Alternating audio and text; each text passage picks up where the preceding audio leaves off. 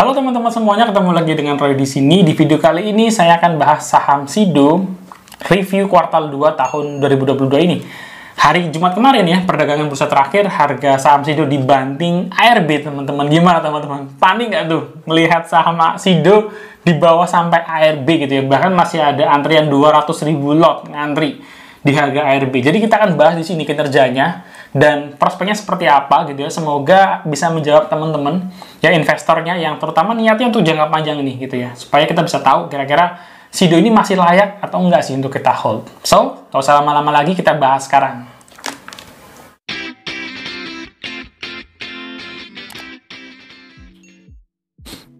Oke, teman-teman, kita pindah ke layar monitor ya. Kita akan bahas bareng-bareng kinerja saham Sido, kita review di kuartal 2 2022. Kita mulai dari disclaimer on dulu ya teman-teman ya. Jadi ini pendapat pribadi saya untuk keperluan investasi, tidak ada ajakan jual beli dan tidak ada niat untuk menjatuhkan stakeholders tertentu. Dan tetap lakukan analisa kalian sendiri. Dan kita mulai dari kejadian hari Jumat kemarin ya, hari perdagangan bursa, di mana harga saham Sido itu dibanting sampai ARB ya. Sampai ARB ini kalau trader atau analisa teknikal ini sudah indikator yang cukup serius. Kenapa? Karena volumenya besar ketika turun dan ya ada bantingan seperti ini ya. Dibanting, kemudian lotnya besar banget nih, masih ngantri jualan 260.000 lot ya, 260.000 lot diantrikan di ARB. Jadi sebenarnya sayangnya ini kejadian di hari Jumat gitu ya. Kalau kejadiannya di hari Senin ini potensi ARB berjilidnya lumayan teman-teman ya, paling nggak 2 kali atau 3 kali gitu ya. Tapi karena ini hari Jumat, hari Senin mungkin market sudah beda lagi psikologinya gitu ya. Tapi ini sedikit gambaran dari market kemarin ketika merespon bahwa kinerjanya Sido di kuartal 2 2022 menurun gitu. Nah, kita balikin ke awal tahun ya, di mana target manajemen Sido itu adalah moderat, dan kita bisa asumsikan moderat itu di 5-10% teman-teman. Apa yang terjadi kuartal 1 tahun 2022, kuartal 1 kemarin bagus gitu ya kinerjanya Sido, mereka mencapai 10,9%. Jadi ini artinya target yang dirancangkan manajemen dengan performa aktual itu tercapai targetnya 10,9%. Nah, memasuki ke kuartal 2 2022 ternyata mulai ada gejolak bisnis nih, di mana pendapatannya mereka menurun gitu ya, dari 860 miliar tinggal 730 miliar gitu ya. Jadi secara Q on Q mereka minus 15% teman-teman ya. Jadi ini sedikit mencoreng grafiknya Sido dalam 5 tahun terakhir. Jadi akhirnya ada menukik seperti ini gitu ya. Tapi sebenarnya sesekali gitu ya, di satu kuartal tertentu pendapatan menurun itu sih menurut saya bukan sebuah indikator yang menakutkan gitu, sampai mempertanyakan apakah Sido ini masih menarik untuk di hold jangka panjang atau enggak. Kalau satu kuartal saya bisa katakan sulit gitu ya untuk memprediksi atau mengambil keputusan seperti itu. Nah, kalau pendapatannya minus 15%, ternyata labanya itu malah tergerus 35% teman-teman. Jadi ini pengaruh ke labanya cukup signifikan gitu ya. Tahun 2021 mereka mendapatkan laba 233 miliar, tapi di kuartal 2 tahun ini itu tinggal 151 miliar. Nah, kalau kita cek performanya selama 1 semester atau half year gitu ya, itu sebenarnya minusnya nggak separah tadi ya, yang 35%. Minusnya hanya 11%, minus 11%. Dan kalau kita lihat ya, dari sisi penjualan itu sebenarnya hampir sama teman-teman ya. 1,6 triliun, 1,65 triliun, ini 1,61 triliun. Jadi beda sekitar berapa ya? Nggak terlalu besar lah perbedaannya antara semester 1 2021 dengan semester 1 tahun 2022 ini. Dan tapi kalau kita turunin lagi gitu ya, memang ada perbedaan di beban pokok penjualan. Ini naik kurang lebih 5% naiknya, dari 720 miliar menjadi 750 miliar ya. Dan laba brutonya pun akhirnya turun gitu ya, dari 930 miliar menjadi 854 miliar. Oke, sampai sini akhirnya turun, terus dikurangi dengan berbagai macam beban. dan sampai di level laba bottom line-nya ya, di laba semester 1 tahun lalu 502 miliar, tahun 2022 445 miliar. Jadi minus 11% secara semester ya. Nah, kita coba pelajari lagi gitu ya. Apa sih yang membuat turun atau apa yang nggak terlalu bertumbuh ya di semester 1 2022 ini? Yang jelas yang menjadi pukulan adalah produk jamu ya, jamu herbal dan suplemen. Ini adalah andalannya Sido lah ya, andalannya Sido. Di mana tahun lalu semester 1 tahun 2021 mereka berhasil mendapatkan penjualan 1 triliun ya untuk produk jamu ini. Tapi di tahun ini negatif ya, untuk segmen jamu negatif 988 miliar. Selainnya F&B, makanan dan minuman itu positif ya, kinerjanya tumbuh. Dan untuk farmasi juga dia positif juga ya, positif juga. Akan tetapi kendalanya adalah dari revenue-nya Sido 60% itu bergantung di jamu teman-teman ya, di herbal dan suplemen ini.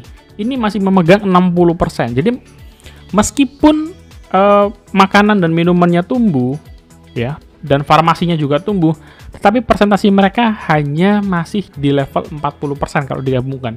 Jadi ketika bagian jamunya ini turun revenue-nya, otomatis impact keseluruhan itu sangat terasa gitu ya. Kecuali yang tumbuh negatif misalkan hanya farmasinya atau food and beverage-nya. Sementara jamunya tumbuh, saya yakin efek ke keseluruhan, laba keseluruhan itu tidak terlalu signifikan. Tetapi ketika yang turun adalah bagian jamunya, maka impact-nya terlihat sekali di kuartal 2 tahun ini. Nah, di harga Sido yang sekarang ini dibanting teman-teman ya, memang kalau kita menggunakan min PE 5 tahun, ternyata memang harga Sido itu masih di dalam level yang over value gitu ya, mendekati over value-nya dia. Lebih di atas garis orange ini adalah over value plus 1. Artinya kalau lebih dari garis orange ini itu masih over value gitu ya. Dan di mana fair price-nya di sini ya, di 600. Dan sebenarnya kenaikan harga Sido yang premium ini itu dibarengi dengan kenaikan ROE. Garis yang hijau ini adalah garis ROE teman-teman. Jadi garis ROE ini menunjukkan bahwa ROE-nya Sido itu selalu naik dari tahun ke tahun. ROE itu penting karena ya semakin besar ROE-nya, ini bola saljunya akan kemana-mana ya. Kalau ekuitasnya makin gede, dia bisa untuk ekspansi, bisa untuk belanja modal. Kalau mereka ekspansinya berjalan dengan bagus, pendapatannya naik, labanya naik. Jadi akan berputar seperti itu ya. Nah, kalau kita coba bandingkan dengan kompetitor, memang secara valuasi Sido itu bisa dikatakan kelewat premium kali ya. Kita kesampingkan dulu fakta bahwa perusahaan ini sebelum-sebelumnya selalu growth gitu ya. Tapi kalau kita lihat di level industrinya Sido gitu ya, di industrinya Sido ini PER-nya dia secara annualize sudah 30 kali. Ya, TTM-nya 22 kali. Kita mungkin bisa gunakan yang TTM dulu. 22 kali. ICBP 15 kali. Kemudian Daria Varia DVLA 14 kali. Mayora ini juga tinggi sekali. Karena memang kinerjanya belum pulih, tapi di sini kita bisa melihat bahwa valuasi Sido dibandingkan dengan kompetitor itu emang sudah cukup tinggi gitu ya. Dan kalau kita lihat PBV-nya juga akan lebih mencolok karena industri dan sektornya dia hanya di 2,an kali, tapi Sido sudah 8 kali. Ya, dari Avaria 1 kali, ICBP 2 kali, Mayora bahkan baru 3 kali. Jadi sebenarnya memang harga Sido secara valuasi dibandingkan dengan industri, sektor maupun kompetitor terlihat sekali bedanya yang cukup mencolok gitu ya. Memang kita masih bisa bargain lagi gitu ya, bahwa Sido itu gross profit margin-nya besar ya, 50%, net profit margin-nya itu juga besar. Kemudian mereka juga secara ROE cukup konsisten gitu ya, dia terbesar dibandingkan dengan beberapa saham yang kita bandingkan di sini. Jadi dengan adanya koreksi ini sebenarnya menurut saya bisa jadi peluang yang bagus untuk kita mendapatkan kembali Sido ya di harga yang jangan terlalu mahal. Mungkin di harga fair price-nya dia menurut saya sudah cukup oke sih.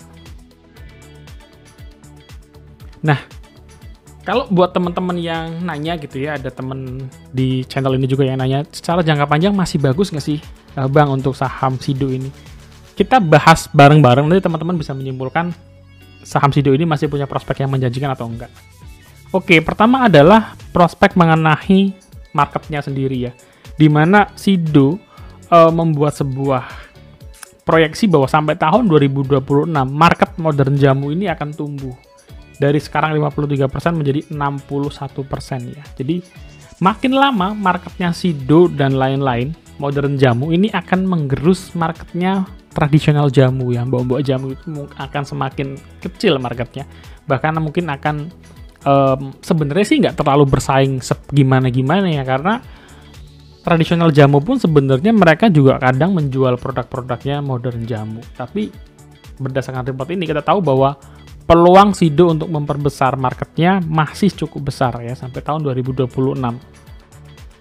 Dan ini beberapa statistik yang menarik ya. Jadi kalau ngomongin jamu, 43 market share-nya itu sudah dipegang oleh Sido Muncul ya, oleh Sido Muncul. Tolak angin, kuku bima dan lain-lain itu produk-produk unggulan yang sudah sudah jadi top of mind gitu ya. Kalau kita masuk angin, yang kita beli tolak angin ya. Sama kayak mie instan ya, Indomie itu udah jadi top of mind. Itu penting ya. Jadi kalau kita mau beli saham yang core stock jangka yang sangat panjang, produk-produk top of mind itu penting supaya kita tahu bahwa dia itu secara histori terbukti mampu bertahan, mampu menjadi produk unggulan, punya economic mode yang bagus gitu, yang kuat. Dan kalau kita bandingkan ke herbal, produk herbal gitu ya, herbal analgesik, Sido itu menguasai sudah 84%. Tetapi kita tahu bahwa beberapa tahun terakhir ini Sido itu rajin ekspansi ke wilayah farmasi, teman-teman ya. Ke wilayah farmasi. Dan kalau kita lihat di sini, catatan yang di bawah ini adalah perbandingan negara-negara di Asia Tenggara ketika mengkonsumsi produk kesehatan ya, produk kesehatan. Jadi di Asia Tenggara sendiri Indonesia itu masih tergolong rendah, teman-teman ya, di bawah Thailand, di bawah Singapura, di bawah Malaysia bahkan. Jadi dibandingkan dengan negara-negara tetangga, kita itu belum terlalu rutin mengkonsumsi suplemen, rutin mengkonsumsi produk-produk kesehatan. Dan kalau dibandingkan lagi dengan pendapatan per kapitanya khusus untuk tradisional produk ya, untuk tradisional produk, bedanya makin jauh, di mana Indonesia itu paling buntut ya, kalah dibandingkan dengan Filipina. Padahal kita tahu Indonesia itu negara yang kaya rempah-rempah sudah dari dulu ceritanya. Dari mulai nenek moyang kita dulu, kita itu terkenal dengan rempah-rempah konsumsi jamu-jamuan. Tetapi ternyata ketika dihitung berdasarkan research tahun 2021, masih sedikit nih ya, kalah dibandingkan negara-negara lain. Jadi ini yang dipandang Sido sebagai sebuah prospek yang menjanjikan bahwa dari tahun ke tahun kesadaran orang untuk mulai mengkonsumsi vitamin, suplemen, jamu untuk kesehatan itu makin tinggi ya. Semakin dengan gaya hidup sehat yang makin teredukasi, ini jadi kesempatan untuk Sido bisa masuk dan bisa meningkatkan kinerjanya dari tahun-tahun yang akan datang. Dan apa sih yang sudah mulai dilakukan oleh Sido gitu ya untuk menjawab kesulitan, untuk meningkatkan perusahaan ke depan? Mereka itu sudah, yang menarik ya, mereka itu terus untuk ekspansi, teman-teman ya, di sini ya. New export country, mereka ekspansi ke ECOWAS. ECOWAS itu adalah Economic Community of West African State. Ya ini anggap saja ASEAN-nya, bukan ASEAN ya, negara-negara perkumpulan negara di wilayah Afrika Barat ya. Ada Nigeria, ada Senegal, Togo, Ghana, dan lain-lain. Mereka mulai masuk ke pasar ini ya. Di samping itu tentu saja mereka terus ya promosi, marketing, ekspansi produk, membuat produk-produk baru.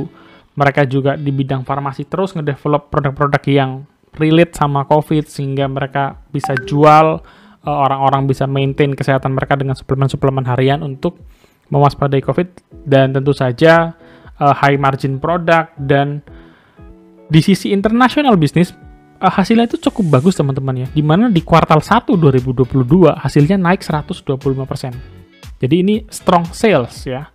Ketika kita melihat catatan Sido di daerah-daerah ECOWAS Afrika Barat.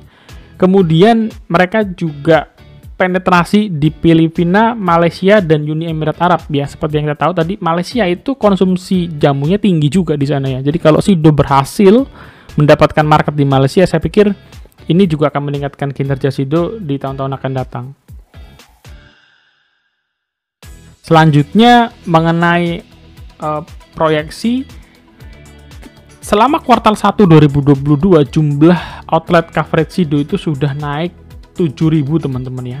Jadi sudah makin banyak nih pengecer-pengecer retailer yang jualan jamunya Sido gitu ya. Toko-toko jamu makin banyak ya. Nambah 7.000 dalam waktu 3 bulan itu sebuah catatan yang sangat positif. Dan kalau kita lihat 2020 ke 2021 itu naik sekitar berapa nih? Sekitar 20.000. Saya pikir 2022 akan melebihi capaian sebelumnya ya untuk pertumbuhan jumlah retailernya. Di samping itu juga online sales ya, saya juga sekarang ini mulai setahun terakhir ini lebih sering beli ke Sido Muncul official ya yang ada di e-commerce. Jadi kita beli dari sana, pengirimannya juga cepat. Dan kalau kita bandingkan dengan beberapa tahun yang sebelumnya ya 2020 dan 2021, kinerja di tahun 2022 ini kalau disetahunkan ataupun dibuat trailing 12 month TTM itu hasilnya kurang lebih akan seperti ini teman-teman ya. Jadi kalau di trailing 12 month, jadi akan menghitung kuartal 4 dan kuartal 3 tahun lalu, hasilnya Sido itu secara keseluruhan bisa dapat di 1,2 triliun. Artinya dibandingkan dengan tahun sebelumnya, dia hanya kalah sedikit. Bahkan nggak sampai 5% minusnya kalaupun negatif. Tetapi kalau kita lihat di 2 tahun ke belakang, kuartal 3 dan kuartal 4 Sido itu ternyata punya potensi untuk mendapatkan penghasilan lebih tinggi. Contoh, kuartal 3 dan kuartal 4 tahun 2021 itu lebih tinggi dibandingkan dengan kuartal 1-2. Kuartal 3-4 tahun 2020 juga tinggi ya dibandingkan dengan kuartal 2. Jadi memang mungkin kuartal 2 ini nggak tahu selera masyarakat terhadap Sido seperti apa, tapi kuartal 2 tahun ke belakang juga capaiannya nggak terlalu bagus teman-teman ya. Meskipun masih tumbuh, tapi tidak sebagus ketika sampai di kuartal 3 dan kuartal 4.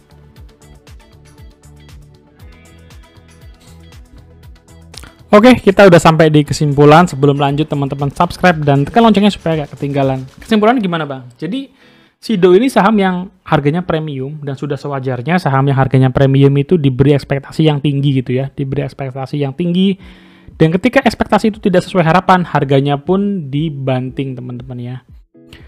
Dan harga Sido yang dibanting sekali ini, menurut saya masih belum menarik gitu ya. Tapi kalau berlanjut ya dibanting 2-3 kali lagi, kita akan dihadapkan pada pilihan situasi di mana harga Sido menjadi lebih murah gitu, relatif lebih murah. Kalau fair price-nya dia dalam min PE 5 tahun itu 600 ya, nggak usah 600 deh, 700 gitu ya. 700 menurut saya itu jadi kesempatan untuk akumulasi saham Sido gitu ya. Sudah cukup murah buat saya di harga 700-an. Ditambah secara prospek saham Sido ini sesuai dengan tadi yang kita bahas ya, data-data yang ada, prospeknya masih sangat bagus gitu. Ini produk top of mind, mereka ekspansi di lokal maupun internasional, inovasi produknya berkelanjutan gitu ya. Jadi secara bisnis saya yakin sekali ya pada bisnisnya Sido Muncul ini. Yang ketiga, saya menjadikan Sido ini sebagai core stock ya. Core stock artinya strategi belinya jangan beli sekali, tapi belilah bertahap teman-teman ya. Belilah bertahap, simpan untuk jangka yang cukup panjang. Dan strategi beli bertahap, teman-teman harus bisa beli di banyak harga gitu ya. Jangan sampai misalkan nanti Sido di ARB beberapa kali teman-teman, wah ini murah nih, hajar semua gitu ya, all in. Tahu-tahu masih dibawa turun, nanti teman-teman akan mulai panik gitu ya, dan mulai, waduh ini Sido masih bisa naik gak ya? Udah mulai nggak tenang. Kenapa? Karena money manajemennya hilang, ambiar gitu ya. Jadi meskipun nanti harga Sido itu murah, teman-teman harus selalu spare, apalagi untuk core stock supaya bisa terus beli di banyak harga. Kalau nanti ternyata baru beli di harga yang murah, ternyata naik, ya nggak ada masalah. Kita tetap masih bisa beli lagi, selama kita masih menganggap itu harganya cukup masuk akal untuk kita akumulasi. Ya, menurut saya sendiri untuk harganya 700 itu sudah menarik, apalagi 600 ya fair price-nya dia selama 5 tahun. Sangat-sangat menarik untuk kita beli saham Sido ini. Targetnya jangka panjang 1.300 sampai 1.500. Jadi kalau kita dapat harga 700, 3 tahun lagi sepertinya beggar itu bukan hal yang sulit gitu ya, melihat kinerjanya Sido. Meskipun kita masih harus terus review berkala, ya, apakah Sido ini mampu kembali ke performa terbaiknya ya untuk Q3 dan Q4. Itu menarik untuk kita tunggu, dan mudah-mudahan sih kalau misalkan akhirnya positif, saya menantikan ekspansi yang lebih gila lagi dari Sido, terutama untuk ekspansi di international market. Oke, itu aja teman-teman video kali ini. Semoga ini bisa menjawab ya, terutama buat teman-teman yang sedang hold saham Sido, kemarin di bawah ARB, mulai agak-agak panik, agak-agak bimbang gitu ya. Semoga bisa membantu, dan tetap lakukan analisa kalian sendiri, karena ketika kalian sudah analisa dan kalian yakin, kalian bakal lebih mantap untuk ngehold sahamnya gitu ya. So, sampai ketemu di next video teman-teman. Jangan lupa subscribe, share, like, dan juga kita bisa diskusi bareng di kolom komentar. Tetap sehat semuanya. God bless you guys. Bye-bye.